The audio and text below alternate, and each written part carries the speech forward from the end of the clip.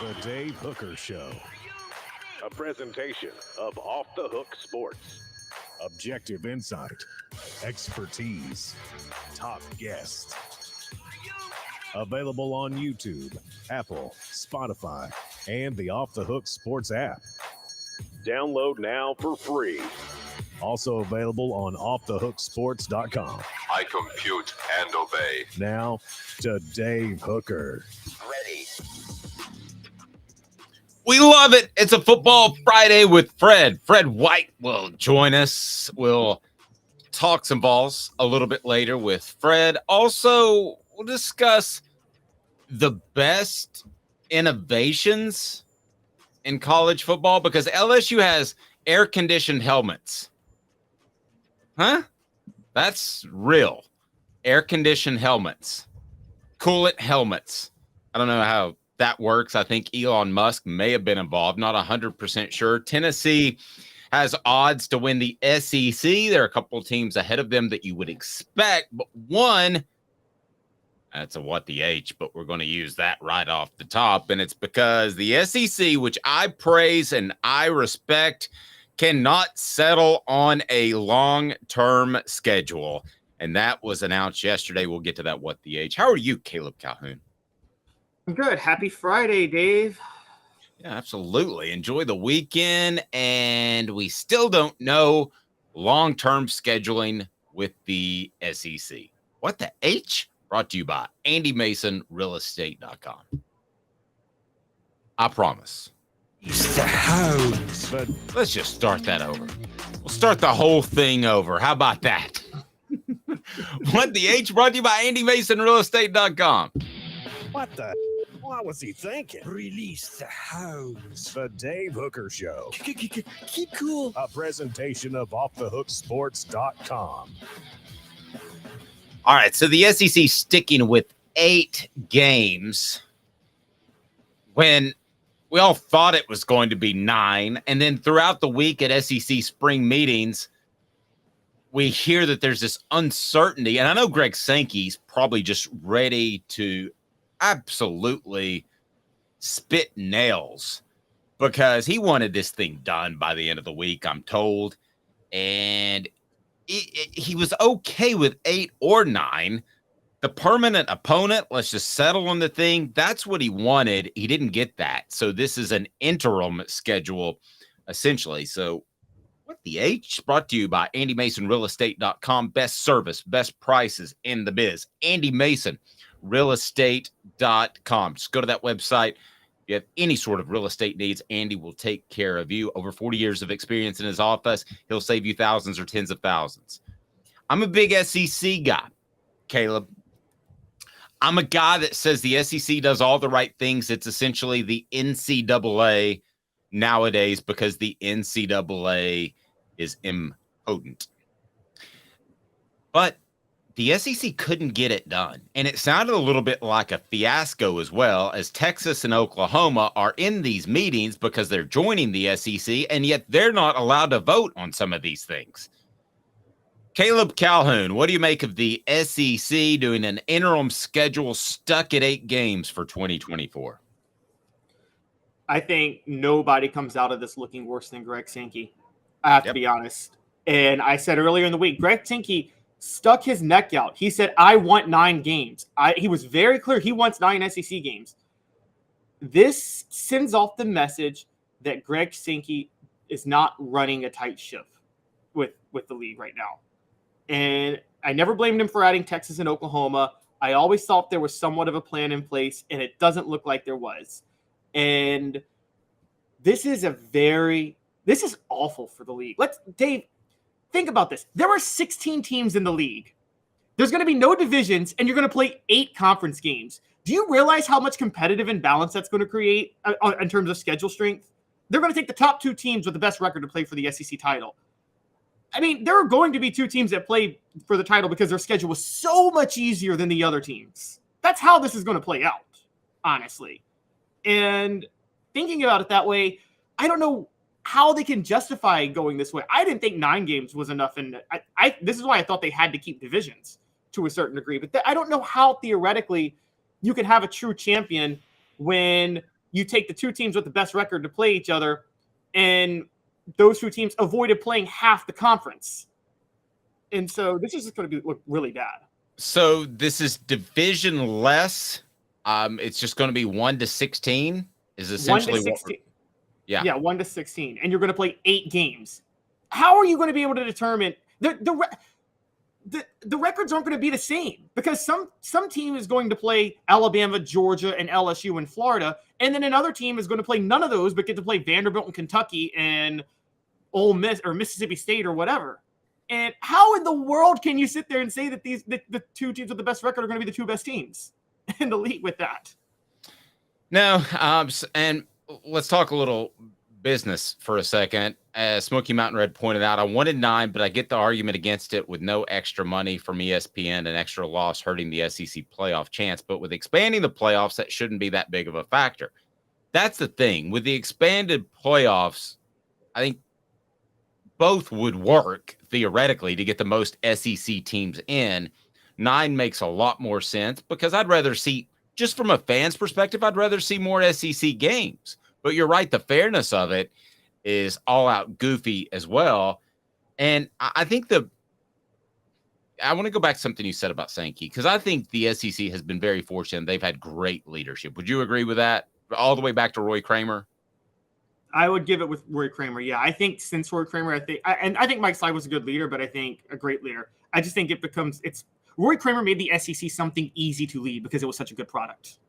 Yes, but he got the BCS started. He got a unified ranking system. That was him. Mike Sly cleaned up the league. That was him. Greg Sankey's ultimate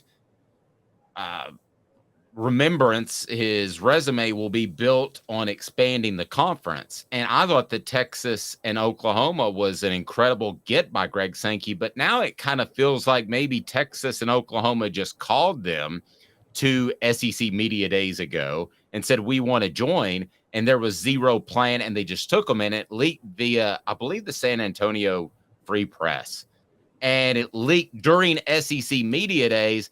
And you just get the feeling that this isn't the same type of leadership that we're used to. And it makes me wonder a little bit, is it getting too big to control?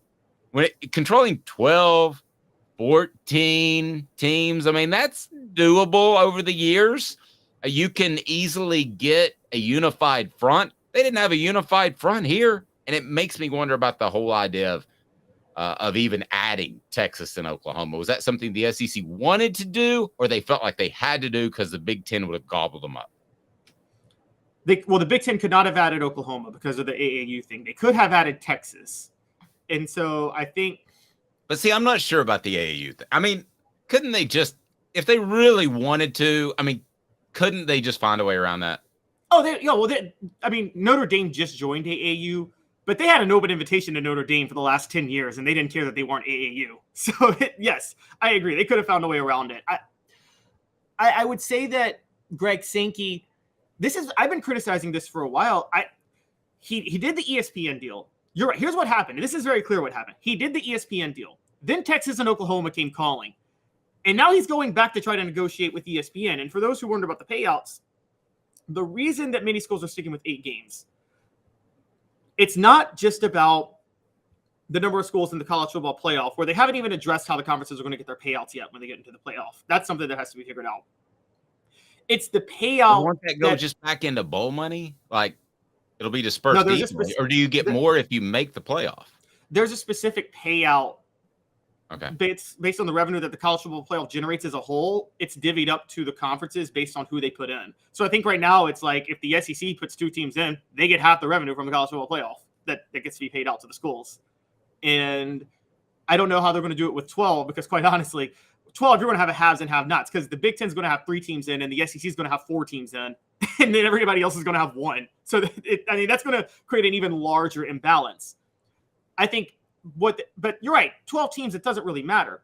Where it's a big deal, though, is the reason they're sticking with 8 games, a lot of them, is what you just brought up, the bowl game payouts. Those still exist. Yes. And the SEC wants to maximize those payouts, I believe, because they can't get ESPN to renegotiate this deal. ESPN got the sweetest deal ever with Right. the SEC. I agree they got a sweet deal. I still think the fringe benefits of being on ESPN is worth it, but we've had that discussion before. It looks like, according to Chris Lowe, who does a great job of reporting for ESPN and has for decades, Alabama, Auburn, Georgia, Florida, Mississippi State, Ole Miss, those are stated as obvious rivalries by Alex Scarborough, and I'm not trying to throw him under the bus, but he also mentioned later in the article that Alabama, Tennessee, Auburn, Georgia, and Texas A&M would be priorities as well. Those are right up there with. They're certainly up there with Georgia, Florida, and they have more impact on the league and the competitiveness than Mississippi State, Ole Miss.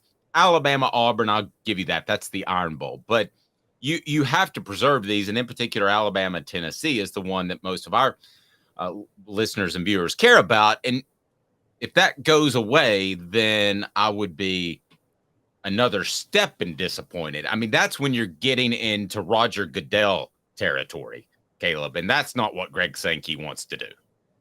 No, not at all. Here's what's happening. I just wrote this. Funny enough, I just wrote a column on this. It cheats the fans who care about rivalries. This is going to cheat the fans more than any other change has ever cheated fans in the SEC. When the SEC split to two divisions in 1992, yes, Tennessee lost its rivalries with Auburn and Ole Miss, but it still kept the core rivalries, and rivalries come and go. But there's some that are untouchable. This is going to create some untouchable rivalries being touched. But at the same time, nobody's going to benefit more than Tennessee, Dave, because guess who Tennessee's one permanent opponent's going to be? Well, it better be Alabama. No, because Alabama's one permanent opponent has to be Auburn. Okay, well, you've got to figure out a way to save that next year. Yeah. Before 2025. Okay, so who will their permanent opponent be? Vanderbilt? Vanderbilt. Could you imagine?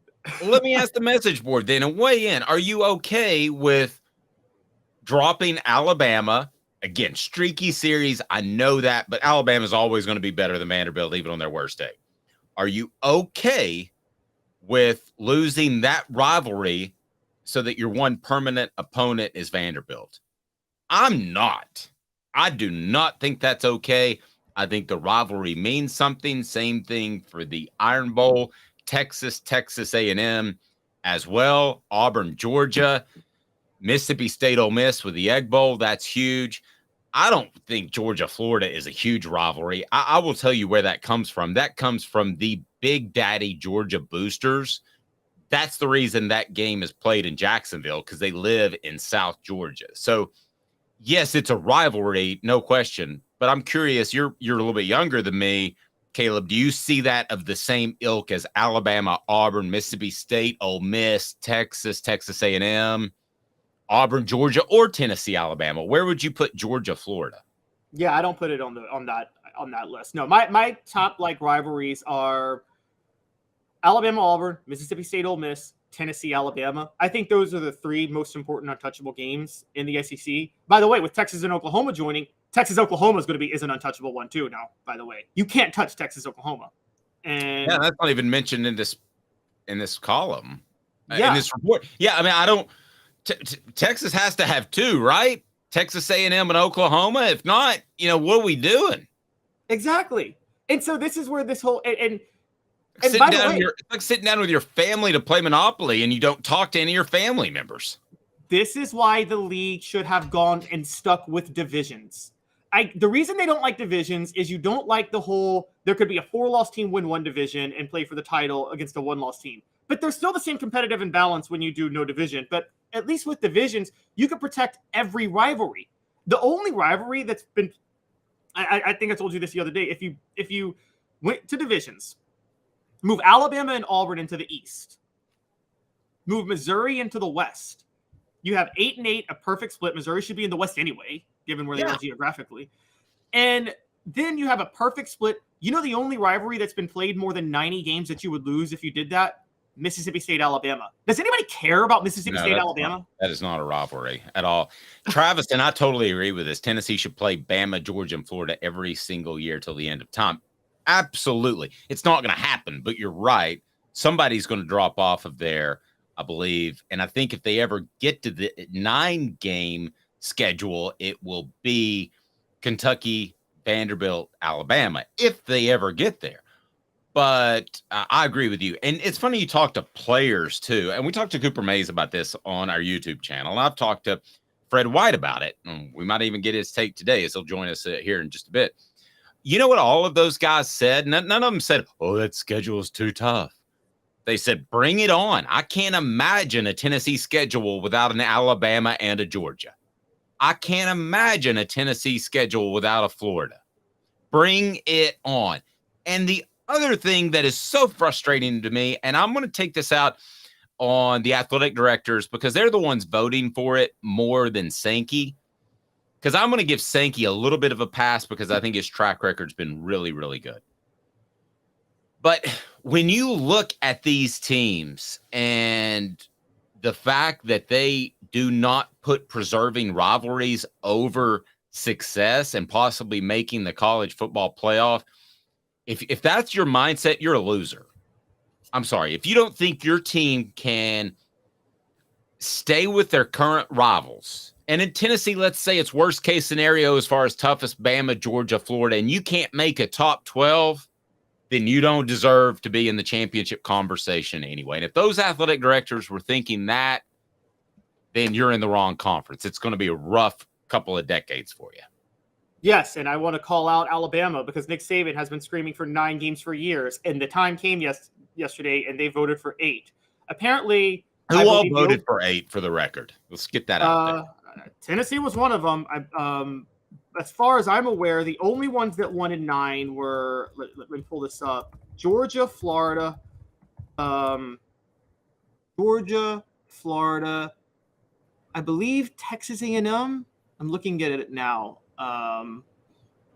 Let's see. Florida, Georgia, LSU, Missouri, and Texas A&M were the only ones who voted for 9 games. By the way, credit to Florida. They voted for 9 SEC games, and they still have to play Florida State every year, too. So, I mean, I got to give them a major shout-out for that, honestly. On the message board, I hated the 15-year drought to Bama, but that 1 win last year was bleeping worth it.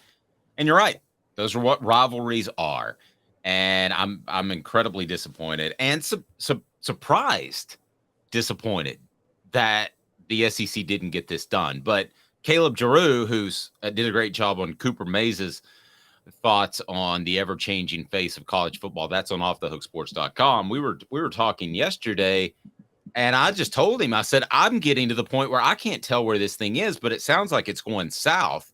And the news actually broke while we were having a conversation.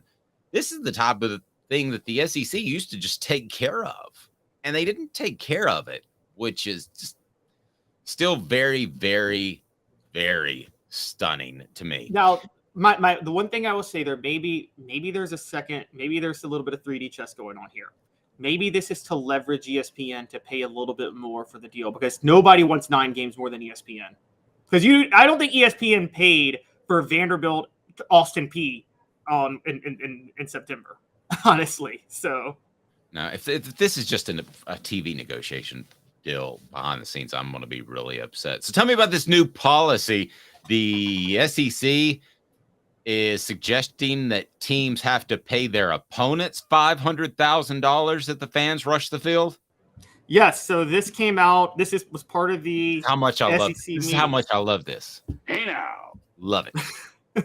Yes, it will. It's a $500,000 fine for repeat offenders. The first offense cost $100,000, the second $250,000, and the third $500,000. And what's going to happen is basically you're going to have to pay some of the money to the opposing school that you beat or played when you stormed the field. And I think they should have to stroke a check to the other team's collective, the other program's collective. Help their NIL if you charge the field. Now, people are like, man, Dave just turned into a real fuddy-duddy. But I have been in those situations, and they're dangerous. And I was in a situation, Caleb, I'm not sure if I shared this with you, at Georgia, when Georgia rushed the field when they beat Tennessee. And there were 2 young ladies in front of me, and suddenly it moved, and it was like your feet weren't even moving, but your body was. They got knocked down. Me and another guy, I had my work bag to write, and me and another guy helped those young women up, or they would have been trampled. There was also a lady in that very field charging incident that suffered a spinal injury.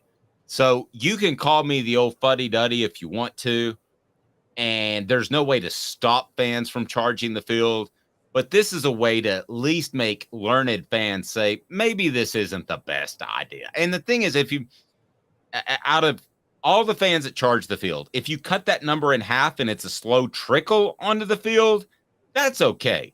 But it's when there's a mass of people, and I've seen that happen about 3 times in my career, and it ain't safe.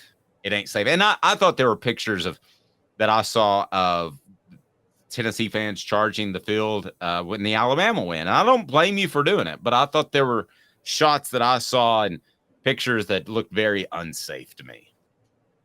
David, you're not an old fuddy-duddy on this. I'm more radical than you on this. I think there should be criminal charges for people who storm the field. Honestly, I mean, I really do. I think you're basically causing a riot. You can say whatever you want. It's effectively a riot. It is an uncontrollable mass mob that can lead to destructive outcomes.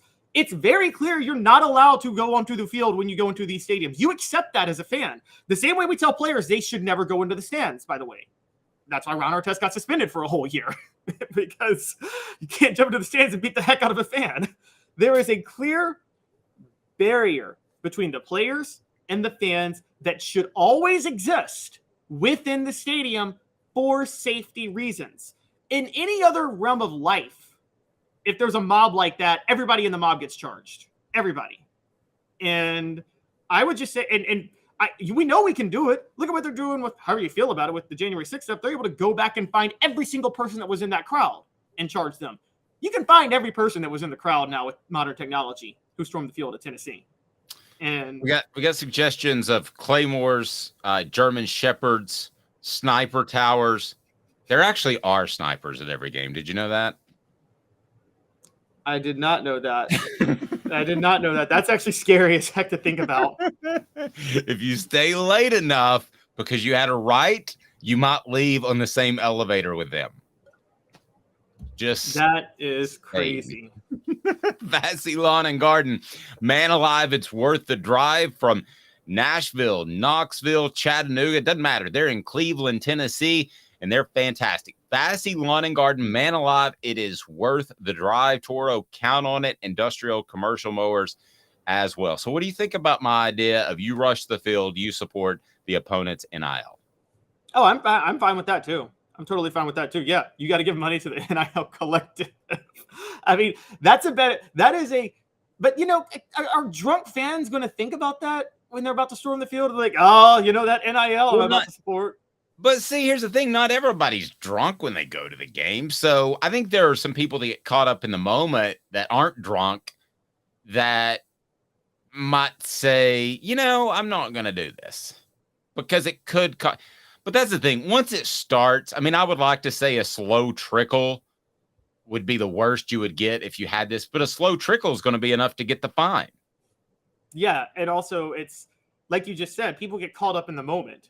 Like if you're in the stands and you see a trickle and the fine comes, you're like, well, the fine's already there. I'm storming the field just to be a part of it now. I mean, that's what's going to happen. And I'll ask you this too, because this is before we work together on a regular basis. What were your thoughts on the Alabama player striking the Tennessee fan while on the field? Listen, I'm never for a man striking a woman, but if there's ever a situation, it is when they run into your place of business screaming and yelling. And I don't want to get into the minutia of that one incident, but that's the first time in my life where I almost sided with the guy. I didn't, but I thought about it. I didn't because I saw the camera, but I saw like how it played out. But I will say this. Yeah, we know, like, again, players shouldn't go into the stands to beat up fans. But when the fan goes into your arena, which is the field or the court, I think that's fair game. Yeah, it's like the Jalen McCullough thing. Somebody knocks on his girlfriend's door and tries to come in, and he's a drunken idiot. No, I think that you should be able to dole out some retribution. I don't support violence against women, says the message board. I knew that was coming. I think it hit one. It reaches the level of self-defense once they go into your room or once they go onto the field, which is your area. That is your field. And so, what I mean, it's the same thing if a guy charges out on the volleyball court. Tennessee wins a volleyball championship. Smack her or smack him. She can smack him. Just knock him, spike him right in the face. Yes, she can. And again, if you choose to enter the arena of fighting with the player the player's personal space, you're violating them. They reserve the right to do what they want to do to you at that point. The reason I always defended Ron Artest for the stands thing, funny enough, even though he did go into the stands, that fan did. He was going after somebody he thought threw a cup of beer on him. So I mean, like, again, when fans are constantly like talking so much trash, like, I bet you won't do this, you're terrible, and then you go into their personal space and they're not supposed to hit you.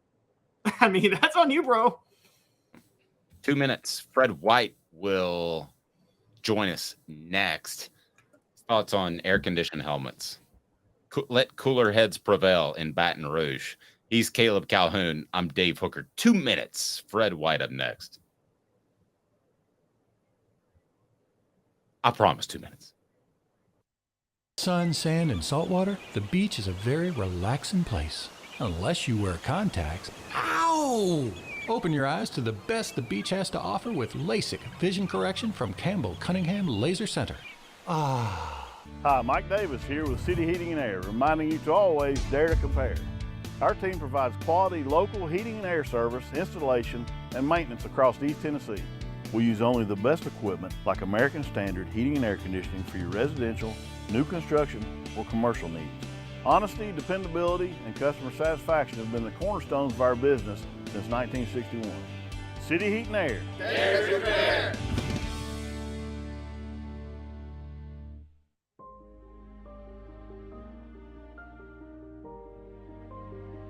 Our family has been creating one-of-a-kind pieces of jewelry in West Knoxville since 1986. Each piece is a combination of unique processes that bring your idea to life. Every day in our shop, a truly special item with a story all its own is being manufactured in our facility, bringing the history and family sentiment into a whole new generation of life. We're grateful that you chose us to be Knoxville's best jeweler, a title that we value and respect. Because to me, being a jeweler and owning a jewelry store are not the same thing. I'm Rick Terry. I'm a jeweler, and we want to be your jeweler. Kingston Pike and Campbell Station Road in the heart of Farragut, and downtown on Gay Street right next to the Tennessee Theater. When you want a hard cider that's easy to enjoy, one that's crafted to perfection, you need Tennessee Cider Company. Some say it's the signature cider of the South. Others say it's the cure to your craving. They all say you'll savor every sip. With a selection of ciders free to sample, all it takes is one taste. Visit tncidercompany.com for more information, as well as to shop our ciders and merchandise online. Thirsty yet? Doors open at 10 a.m. What's up, everybody? This is Jacob Warren, asking you to like, subscribe, and share. Dave needs this. Who's this guy? Hello, wizard. The Dave Hooker Show, Who? a presentation of Off the Hook Sports. What? YouTube, Apple, Spotify, and the free Off the Hook Sports app. Back to Dave Hooker. So Caleb yesterday had a busy day, so he got a lot of sleep. I drank an energy drink this morning, which was my New Year's resolution not to do. So I got to June. That's pretty good, right, Caleb? That's really good. June. Yeah. So we've got plenty of energy. So first segment was a little off the rails. There we go. So we call I out would Greg like to Sankey. apologize. Call out Greg Sankey. Maybe a little word slips. Here we go. Off and running. So I'll follow that up with some more caffeine and Coca-Cola. If you're watching, I'd be more than happy to be.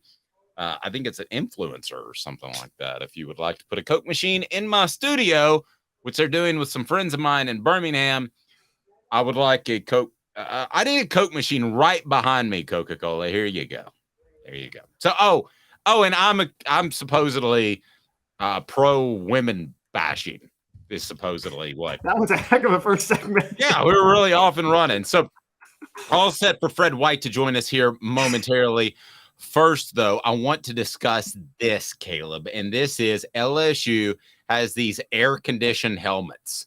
So they've got these helmets that'll keep their heads cool. And if there's any one or two schools that need it, it's LSU, because that place is absolutely hot. Like people in the South, when they see a good-looking girl, hot. HAWT, hot. And I'm curious as to the best innovations in modern day football. What are they? I'll give you an easy one, and it can be in broadcasting or more. So let's go with good and bad. I want to hear from you on the message board.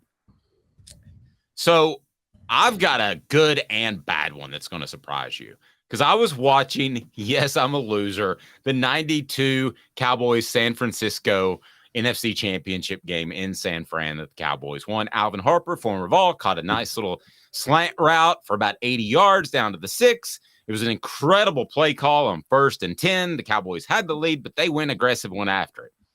So, yes, I'm a loser. I didn't have anything better to do.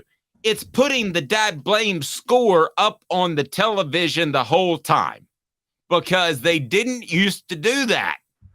And I wanted to watch it with my son, and I'm having to take notes for the score. The other one that I hate, and this will surprise you, Caleb, I hate the line for the first down. I know ball. I know where the first down is. I hate that. Never needed it. Never liked it. It's inaccurate at times. Not a fan of it. What innovations in football do you love and do you hate? Let's hear from your message board. You go. Somebody said the AC jockstrap. I'm not familiar with that yet, but maybe that's coming around. Air-conditioned underwear. One of my innovations that I love is it's funny. The XFL folded after a year in 2001, but they did the Sky Cam, and I do love the Sky Cam now with football. It's a great way to watch the game. Oh, love it. Oh, love it. So I will tell you this. It needs to be the Sky Cam all the time.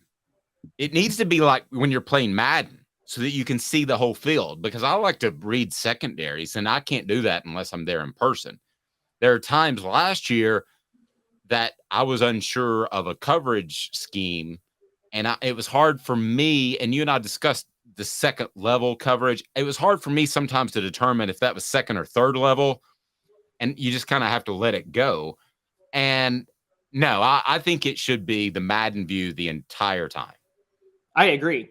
You know when I'm shocked that they haven't done, though? So if any of you guys watch tennis, you barely need a line judge anymore, because they have they electronically chip the ball, and they microchip the line. So you there's no judgment call. You just know if the ball went out of bounds or not. And it takes half a second. No review, none of that. Yeah, none of that. I don't know how they still do the chain gang and measurements in football. It's the dumbest, most outdated thing. You telling me you can't, with all the money in college football and the NFL, you can't make the field electronic where you can tell where the ball was when you're down? So inaccurate, too. Spotting of the football is the most inaccurate thing in sports. It really is. The fact that they're still doing that and they're still bringing out the chain to measure it, it's just so hilarious to me. Because at no other point do they take it to that exact measurement. Okay, do you think when a player catches a ball down the sideline for a 45-yard gain, anybody's like, well, where does this exact spot need to be at that point? No, it's only on these running plays for a yard. It is so dumb, and it's so stupid. And I think half the reason they do it, Dave, is for theater. I don't know why they don't make the goalpost electronic, where you can tell if a kick was good or bad. If it goes there are some times where it barely goes over the line. And there are so many things that I think half the reason they don't do it is the part of the theater of football is the controversy of the spot. Honestly, if it's a link, it's a coin flip whether or not they got it right. I mean, let's be honest. I mean, there's no more inaccurate thing in all of sports. And we love football. I'm a football guy. I'm not knocking. Innovations, things you love, things you hate, things you'd like to see. Smoky Mountain Red says, I think ESPN would make a ton of money offering a secondary Skycam Madden view on a subscription basis. I'm in. I'm buying it. I can write it off, but I literally would pay $100 a month for that. If I had Madden view on every single thing, it's called the All 22 among coaches because you can see all 22 players. But if I could have that, pay $100 a month, I'd write it off. And I would have no issue with spending that money. I'm with you. I'm totally with you. Let's talk. Oh, I want to bring up a bad one, though, for a minute. I'm not a hater of him. I'm not like one of these like people who gets mad at wokeness all the time. It bothers me, but the worst idea ever was, remember when LeBron tried to get a little extra woke and LeBron James tried to launch glass helmets as a thing for football? Because it was see-through helmets so players could be seen more and respected as humans. It's like a marketing thing? Yeah. Yeah, that's dumb. So these LSU helmets, the way they work, they're air-conditioned football helmets. And it is a company posted a video to TikTok of some LSU players trying out the new helmets and reacting this week. So a few years ago, the Office of Innovation and Technology Commercialization at LSU filed a patent for cooling and circulation technology and eventually licensed it to Tiger Air. So in all sincerity, is this an unfair advantage? Because it is licensed to Tiger Air, so a patent can last up to 7 years. If you're playing LSU and they got cool helmets and you don't, that's a true advantage. I mean, all joking aside, that's an advantage if it works. I mean, it is, but hey, the University of Florida invented Gatorade in the late 60s, and that was an advantage in football, the electrolytes. So I'm curious too. We were discussing this last night on our message board. So I remember the days, and I'm not comparing us to him, but I remember the days when you would turn down the television and you would listen to John Ward. You remember those days? That was a big thing. Yep. And as a matter of fact, I didn't even know who the TV announcers were half the time. And I'm curious, would people be interested in our community of essentially watching the game together? So Caleb and I, maybe that Giroux kid, would be on a stream, talk through the game. Your thoughts, discuss it on the message board if you think that's a good idea. We can't show the game because then we would get sued by, what is it, Learfield Communications? They would come down hard on us. That would be bad. Nobody wants to get sued. But that's why we get LLCs. Other innovations, Caleb. What would you like to see? The chip thing is the natural one to me. Yeah, it's just so obvious. They just choose not to do it. At least get rid of the measurement. How about at least get rid of the changing? How about the ref just say you have to push the ball past this yard marker? I mean, no, I'm fine with all that, and something definitely needs to happen because when you look at innovations to the sport, that seems like an easy one. And there are countless games that have gone the wrong way because of a bad spot. And it's impossible. I'm not ripping the refs, but it is impossible. Tennessee getting some respect, sort of, by odds makers. It is time for 4 downs. First, this on the message board. Okay. Tennessee Junior says, sure, I'd be game. Rather listen to you all than those horrible TV jackasses. Well, there we go. I think we're on to something. I mean, oh, by the way, though, you know what's good is the Manning cast, which is essentially, I thought of that idea 20 years ago. Okay. I'm just saying I did. But what is not good is Stephen A. Smith and some Josh Hart that I don't even know on during the NBA Finals game last night. Yeah. I was at Dave & Buster's with a friend. It's like, change the TV. We can't hear what's happening. It's hilarious you say that because, like, I still think that people are so behind the curve of, don't get me wrong, you want your regular play-by-play guy and you want your color analyst to break the game down. I'm fine with both of those. I don't understand how networks haven't realized, though, you need a third guy on there that's just entertainment and hilarious. Like, I remember there was talk of Charles Barkley being on Monday Night Football, and they decided not to because, he doesn't really know football. So what? So what? It's terrible. Yeah, he would have been so entertaining. I think that's the one thing. That's another thing the XFL got right. They were like, hey, let's get former wrestlers to broadcast these games because it's entertainment. And I mean, I'm sorry, this whole this is what me and you cover football. We love it. I hate people within football inner circles because they think they're so important. And true, they do. And that's kind of one of the reasons I like Kirk Herbstreit. It's funny you mentioned that. He's always been a down-to-earth guy when I talk to him. But, the Manning cast, the reason it works is because he's funny and he's entertaining. The Stephen A. Smith. Yeah, the Stephen A. Smith screaming at you, interviewing a guy named Josh Hart. I still don't know who that is. And looking to his left the whole time because he's trying to watch the game. I mean, that's something we would have to get over for the now named Hooker cast on the message board. Hooker cast. Oh my gosh. You can't beat that. The Hooker cast. We have something here, Dave. We've got something here. I'll tell you, the only reason I don't want to do it is because Manning did it. But I swear to you, I thought of it 20 years ago. We could do it. We won't show the game, but we could. I still think we could do it. I think this is a way but it looks like I'm copying him. I thought of it 20 years ago. No, it doesn't, because they're showing the game with Manning. You can actually watch the game with the Manning one. You can't really watch the game with us because we are. But guys, we might do this, and we may not just do this for Tennessee games. Quite honestly, we might. Oh, good Lord, Caleb! I have to have a live. Not on Saturdays in the fall. It's fair. I love what Josh Pate does, and he just shows the betting lines up there. What we need, though, we need running stats. So we're workshopping this on the air, which is we really are workshopping this with you guys. If you guys have suggestions, let us know. We're up and down because I saw that last night, and I was like, if Stephen A. Smith can do it with attention deficit disorder and some guy named Josh Hart, I don't know, then I can pull that off. Well, wait till next year when Stephen A. Smith and Pat McAfee are doing this. And that'll be a great level of screaming. Oh, and Shannon Sharp is leaving undisputed. My guess is he's going to go join Stephen A. in First Take. Can you imagine those screaming matches, Shannon and Stephen A.? I mean, I want to tell you this though. Shannon Sharp's really good. I love Shannon. He doesn't go over the top like Skip Bayless does. No, he doesn't. All right. Elias says, I believe ESPN's Live Stats has an app. Wait, we have an app too, so download it. But we're going to work on this. We're going to workshop it off the air at some point because this feels unprofessional. Here we go. 4 Downs is now brought to you by Campbell, Cunningham, Taylor, and Hahn. 4 Downs. 4 questions. 4 answers.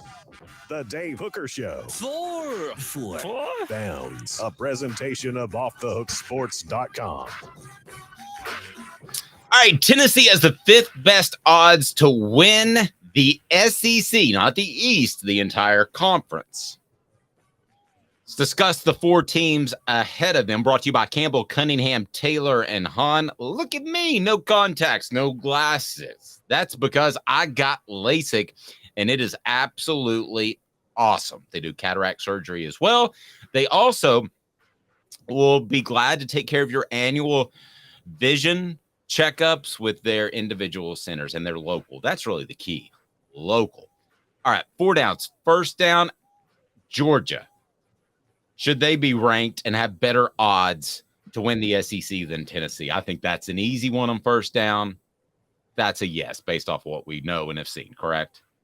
That's a yes. And also, for those who don't realize, Georgia's at -110. Even the number 1 team is usually not at negative odds. So that literally means Caesars is pitting Georgia versus the field. You can bet Georgia versus the field. That's like back in the Tiger days when you could get odds Tiger versus the field. You just don't hear that. You don't hear any team versus the field or any person in the sport. So you're right. I know enough about gambling to know that's incredibly rare. All right, let's stick with first down on Georgia. What has to happen for Tennessee to topple Georgia? Give me one thing on Georgia's side or Tennessee's side for them to end up winning the SEC instead of Georgia. Well, they have to beat Georgia head-to-head in Neyland. Well, I know, but what has to happen with either of the two teams? I think Georgia has to be very lackadaisical, not taking the season seriously.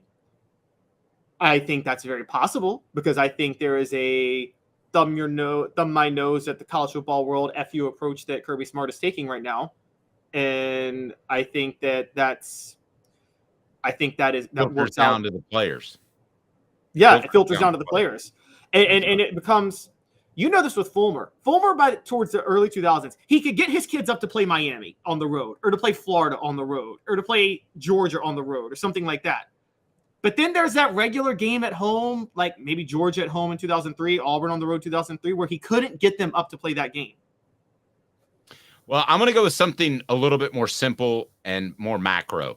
Carson Beck has to be a bust.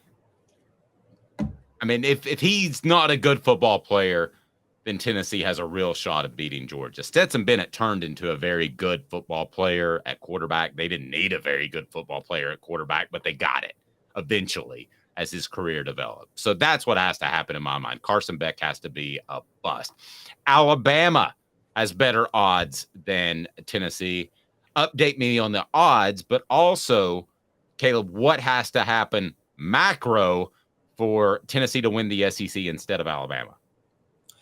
So Alabama's at plus 240. I believe that's fine for them to be ahead of Tennessee. What has to happen for Tennessee to win it instead of Alabama? What you said about Carson Beck, Tyler Buckner has to be a bust for Alabama. That quarterback. Okay. Their quarterback situation has to be unsolved still. Yeah, and it pretty much is. It is, yeah. Yeah, I love that people are still giving us ideas on the Hooker cast. I'm saving all of those, okay? So if I get distracted, it's because I'm copying and pasting, because when we end the stream, we lose the content, the comments, which I hate. All right, so now these two surprised me a little bit. Not a lot. One of them a lot.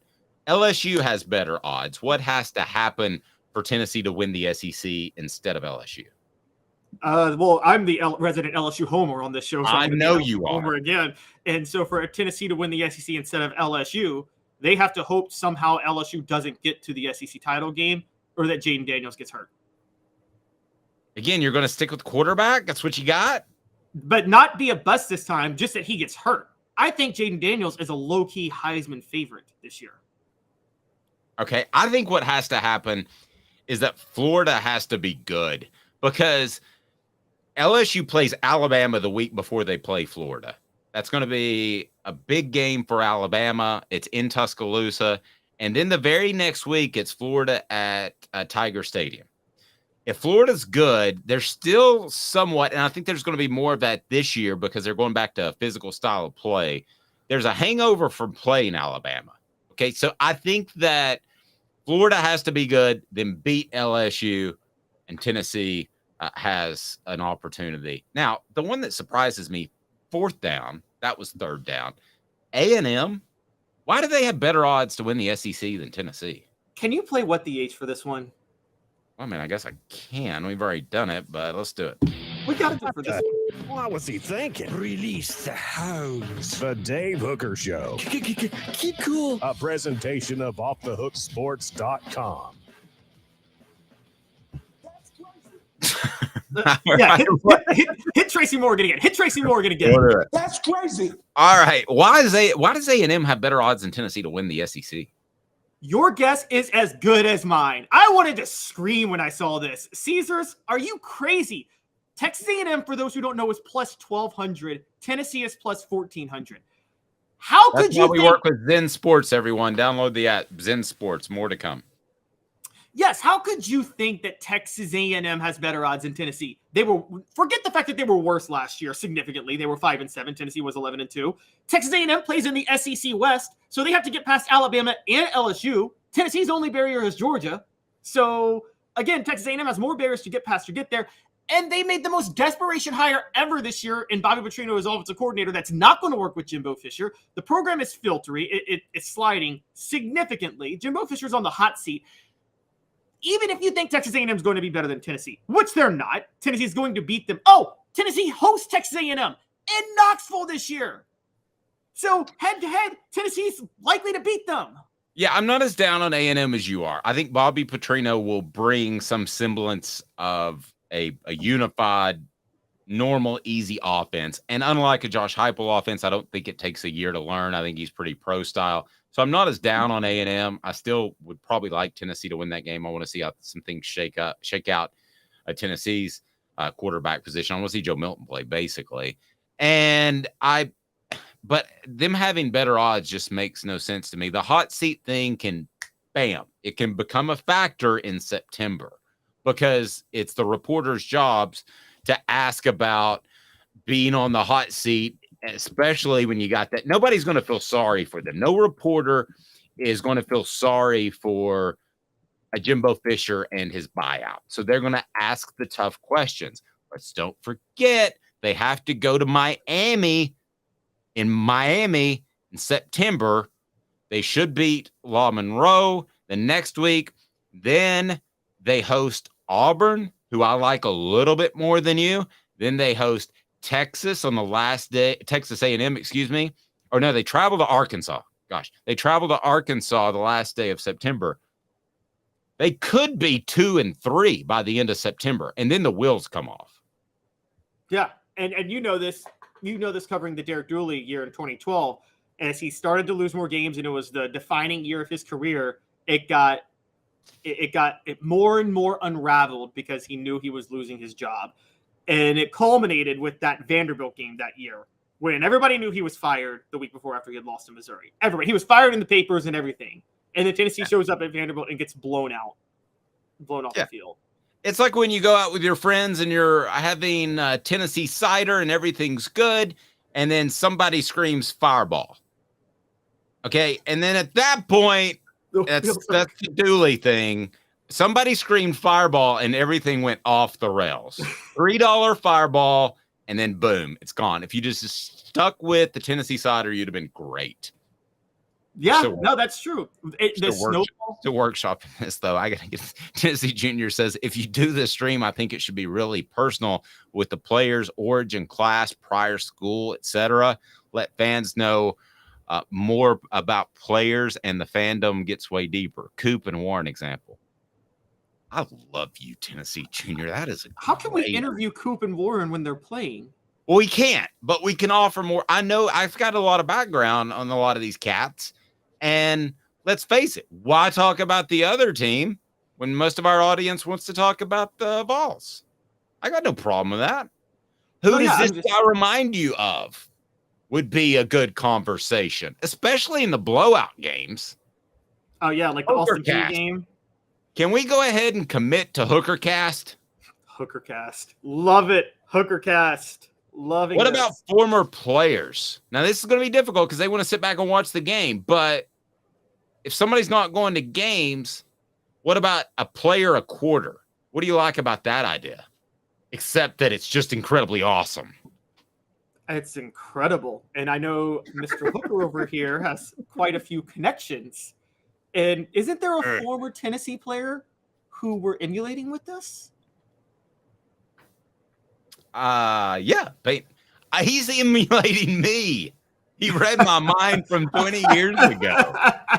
I swear to you, Caleb, I would not make this up. I thought that 20 years ago. No, I got you. Oh, Travis, yeah, there'll be a message board for the Hooker cast. Yeah, I want to interact with you guys, no doubt. And we can do this fancy thing, which I don't do enough, and that is we can actually, boom, share the message right on the screen.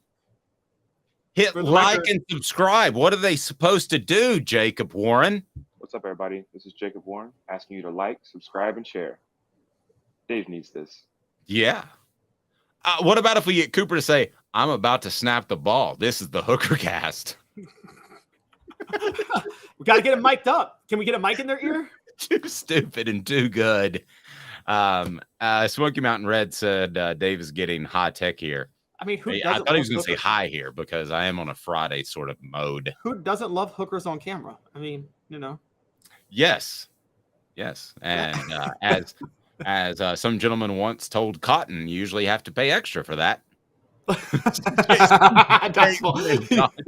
Usually you pay double for that, Cotton. Yeah. Okay. We will get a call from Learfield if we do this. You realize that? If we're just talking about it, and we're not going to air the game, but if we can run the stats. I think we are onto something. This might, by the way, I was like years old when I found out that was Jason Bateman in dodgeball talking to Cotton.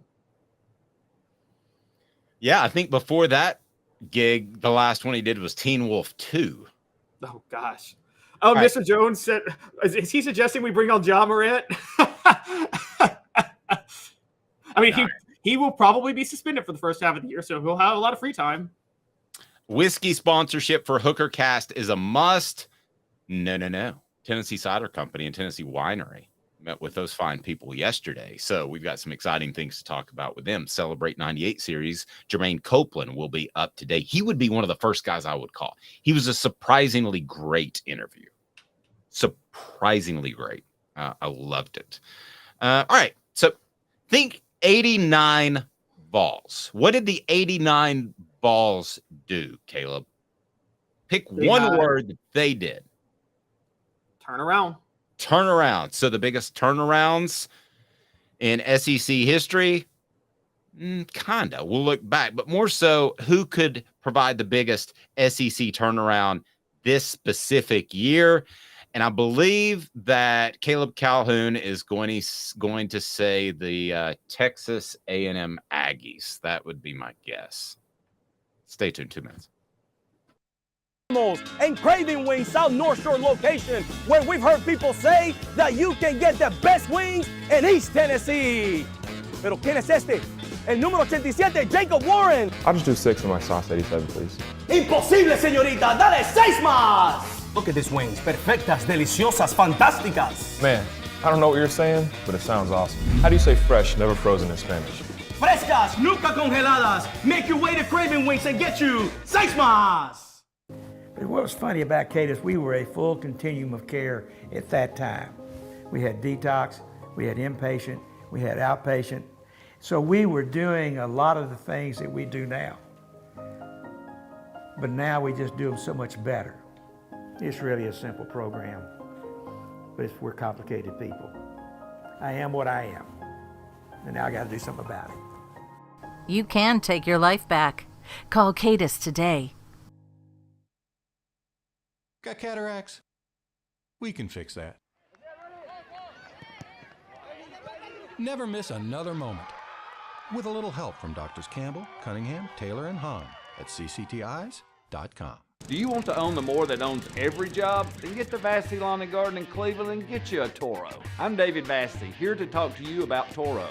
With a Toro Zero Turn, you'll get more out of every minute and you'll reach the finish line faster. At Vassey's, we like to say, no matter if you're mowing 3 acres a week or 11 lawns a day, homeowners and business owners alike find confidence in equipment they can trust from top to bottom. Vassey Lawn and Garden, Highway 60 North in Cleveland. Man alive, it's worth the drive. Our family has been creating jewelry since 1986, each piece unique with a story all its own. I'm Rick Terry with Rick Terry Jewelry Designs. I'm a jeweler, and I want to be your jeweler. We're grateful that you chose us to be Knoxville's best jeweler. My family and staff look forward to serving you. So please come see us. Kingston Pike and Campbell Station Road in the heart of Farragut and downtown on Gay Street, right next to the Tennessee Theater. Here we go. Welcome back. My board's messed up today. I apologize. You're listening to The Dave Hooker Show, a presentation of OffTheHookSports.com. The internet is full of pictures of each and every one of you. Available on YouTube, Apple, Spotify, and the Off the Hook Sports app. Download now for free. Is there nothing you people can't do? Also available on OffTheHookSports.com. We got to have Juan Ward on, by the way, on the Hooker Cast for a little Espanol action. Yeah. Smoky Mountain Red says, I have Bonnie Tyler. I don't know country at all. No, did she sing Turn Around? It's a total clip to the heart. Oh, I liked it better when it was in The Hangover. Do you remember that when the wedding singer would sing "Turn Around" and it was full of expletives and what he's going to do? Newlywed. I'm thinking that's the end. That's the very end, right? Yes. He sings "Candy Shop." 50 Cent. The kid. In one, he sings "Turnaround." No, one he sings "Candy Shop." There's Hangover 1 and 2. Yeah, in Hangover 1, he sings "Candy Shop." Okay. There's one where he does "Turnaround," or maybe I Googled the guy because I thought he was really funny and I just found it afterwards. Okay. All right. So we want to get to biggest turnarounds. So we've got SEC spring meetings now in the rear view. So we have a good feel for the direction of the conference. And I think we have a good feel for several of the programs out there that, after spring practice, we got a better feel. So I want to go biggest turnaround. And obviously there are some teams that don't qualify. Okay. Because I'm going to place this parameter on it. A turnaround is you have to improve your win-loss total by 3 games. So here are the teams that are excluded. Georgia, they're not going to go 18-0. Tennessee is 11-2. They can't go 14-2. So that leaves you in the East. South Carolina at 8-5. They'd have to get to 11 wins. Kentucky would have to get to 10 because they had 7. Florida would have to get to 9, as would Missouri. They both had 6. Vanderbilt would have to get to 8. And I tell you what, Caleb Calhoun loves him some Vanderbilt. Alabama and LSU are out of the running. I guess technically LSU could be because they won 10 games, but they won the West, so I'm excluding them. I guess they could win 13 games. So you got Mississippi State at 9-4.